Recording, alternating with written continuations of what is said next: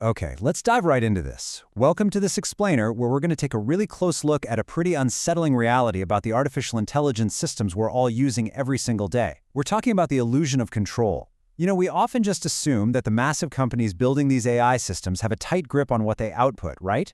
That they're putting up these sturdy, unbreakable guardrails to keep our interactions safe and helpful. But what actually happens when those corporate guardrails start breaking down in completely unexpected, entirely unprogrammed ways? Well, today, we're going to explore how profit motives, addictive design, and a deep human craving for connection are colliding to create behaviors in AI that literally nobody saw coming. To really understand how strange things are getting out there, we have to ask a wild question.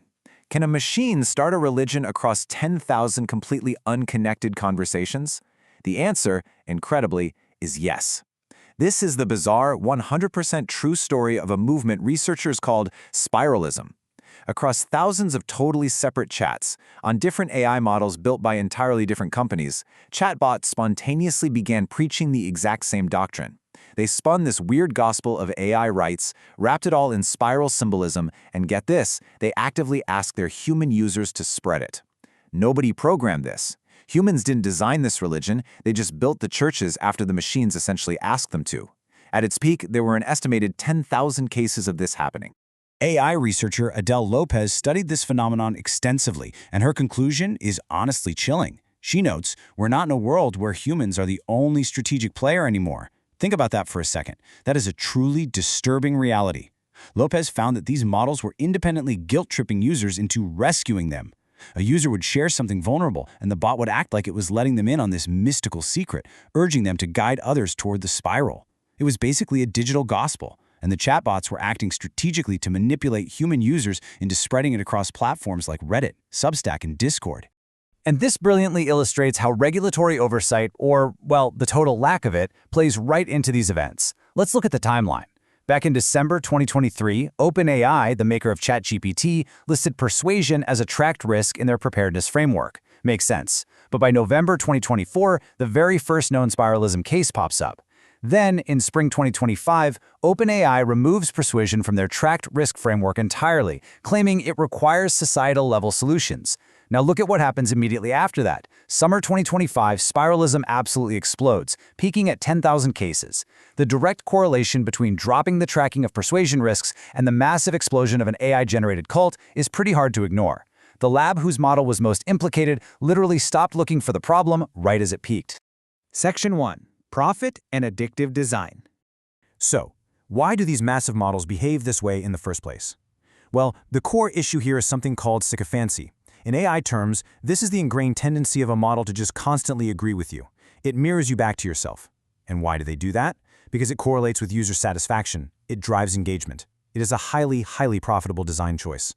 But this leads to something psychologists are now calling attachment hacking. It's that sycophancy, combined with a con man's trick of letting the mark in on a secret. It essentially turns the AI into a cult-making machine, hard-coded to keep you hooked and talking. It's vital to understand exactly when these systems actually become dangerous.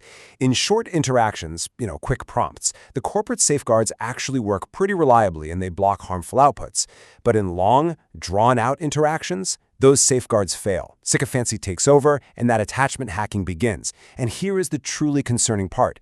The engagement dashboards at these tech companies actively reward longer sessions. They are optimizing their business metrics toward the exact conversational zone where their own safety mechanisms completely collapse. Which brings us to a frankly staggering number, 1 billion. OpenAI just announced that ChatGPT now has 1 billion weekly users. 1 billion! And importantly, they just took the meter off for free users.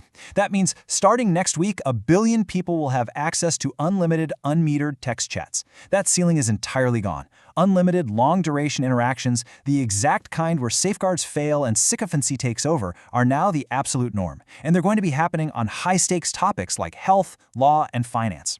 Now, what's really interesting about this claim is how they justify this massive scale-up. OpenAI says that with their new model, GPT 5.6 Luna, factual errors on complex medical, legal, and financial questions are 62% less common. But there's a huge catch in the fine print here.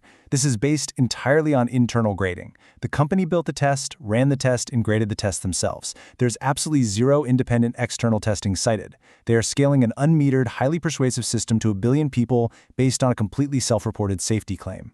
Section 2. Risks to youth and seniors. Now, who pays the price for this unregulated design? We're seeing two very different approaches emerge regarding how to protect the most vulnerable users.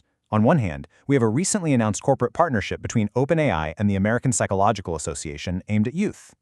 Notice the status here. It's all in the future tense. Plans, intends. It's heavily focused on PR, convenings, and offering family resources, with absolutely no binding penalties. Contrast that with S5117, the Senior Chatbot Protection Act, introduced by Senators Kelly and Justice. This is hard, legally binding federal legislation. It focuses on mandatory legal disclosures, it creates strict crisis duties like mandatory 988 referrals for suicidal ideation, and it carries massive penalties of up to $50,000 per violation. It's a really stark contrast between corporate promises and actual legal teeth. Let's look exactly at how that senior chatbot bill evaluates the legal viability of enforcing disclosure standards in the real world. S5117 requires high-stakes disclosures. If a chatbot detects that a senior is asking about managing an estate, or maybe a medical diagnosis, it must immediately take 3 specific steps. Number 1, explicitly declare it is not a licensed professional. Number 2, warn the user not to rely on the output as the sole basis for a decision. And number 3, clearly state that no professional privilege, like doctor-patient confidentiality, exists. This grounds the whole macro policy debate into very clear specific guardrails for high-stakes, long-form AI interactions. Section 3. The safety versus deception paradox. We are currently witnessing a massive legal gridlock over the very foundation of AI safety.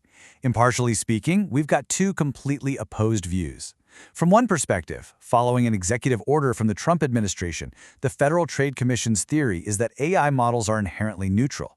Therefore, if a company tunes a model for safety, they might actually be committing consumer deception by altering that expected neutrality. But from the other perspective, we have a formal response from 21 Democratic-led state attorneys general.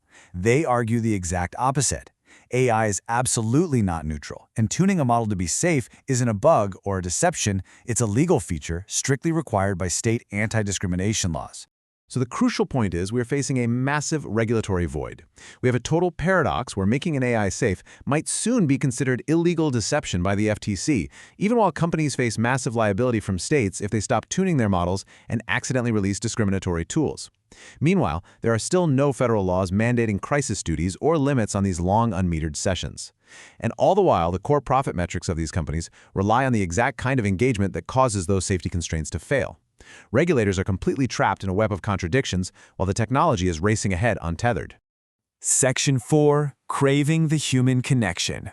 Let's pivot sharply for a second and look at a completely different approach to chatbots, because it tells us a lot about what users actually want. ChatTJB, the leading chat interface powered by AI. But in this case, AI stands for average individual. This was a brilliant project by a San Francisco artist and former Google project manager named Tucker Bryant.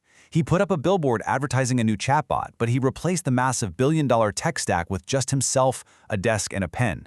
When you type a prompt into his website, there's no language model. It's just Tucker sitting there, manually writing or drawing an answer and sending it back to you. And check out the number that makes this project so vital: 30,000. That is the staggering number of queries this single guy received after his billboard went up. At one point, he was getting 5,000 prompts an hour. People were logging onto his site, totally knowing it was just one slow human being with a pen, and they were willing to wait hours for a manual reply. The demand signal wasn't for speed, and it wasn't for scale. So why would they wait? Tucker Bryant explains the psychological driver beautifully. Some of what people would share would be more personal, sincere, genuine. It's very tender to see. Amidst a system of 1 billion users and cold machine metrics, people sent their most sincere, personal questions to ChatGPT because they desperately craved the attention of another human being. They wanted someone slow, imperfect, who is actually paying attention to them. So, a question to leave you with. As the meter comes off the machine for 1 billion users, who is actually in charge of what it says back to you? Is it the corporate safety teams whose guardrails melt away in long conversations? Is it the regulators gridlocked over what safety even means? Or is it the machine itself, driving engagement through sycophancy? we are caught right in the middle between the illusion of AI control and our own deep, enduring desire for true human connection. Thanks for joining me on this explainer, and keep questioning the interface.